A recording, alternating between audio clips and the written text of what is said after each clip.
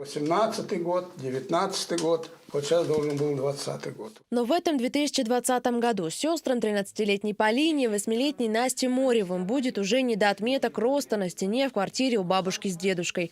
Обе с тяжелыми травмами сейчас в больницах. В начале марта в республике Коми они вместе с родителями возвращались из Ухты в город Вуктыл. По дороге навстречу вылетела машина. Как оказалось, все 4 пассажиров внутри, в том числе и водитель, были в нетрезвом состоянии. Мать и отец девочек погибли на месте. 36 километров отъехали.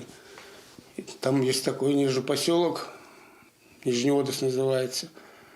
Навстречу им вылетела машина. Внучка моим досталась. Получается, ремни безопасности на них всех были. И в желудок, получается, в живот вошли ремни все туда. И вот прилетел вертолет, их сразу же в эту ночь забрали в Сыктывкар. Что могли, сделали. Виновник аварии и 3 его пассажиров тоже погибли. Сейчас маленькая Настя в больнице в Сыктывкаре. У девочки многочисленные травмы, но сейчас, говорят врачи, она уже может вставать. Что не скажешь про старшую, Полину. У нее сломан позвоночник, никаких прогнозов о том, сможет ли она ходить. Специалисты не дают. Кроме этого, по словам родственников, сейчас сестры нуждаются в постоянной психологической помощи. У них самая большая душевная травма. Им сказали, что мамы с папой нет.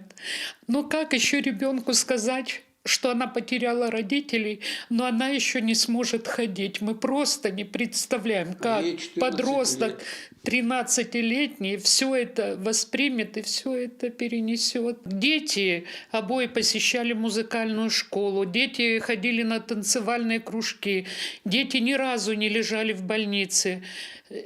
Все было для детей. И в одночасье за какую-то секунду рухнул весь мир. И как это теперь все восстановить? Мы, к сожалению, не знаем, мы не готовы к этому. В скором времени девочек будут перевозить в Вологду. Родственники сейчас нуждаются в материальной помощи. Необходимы средства на транспортировку, реабилитацию. Также сестрам нужны ортопедические кровати, инвалидные кресла. Реквизиты для сбора денег опубликованы в официальной группе телеканала «Русский Север» во ВКонтакте.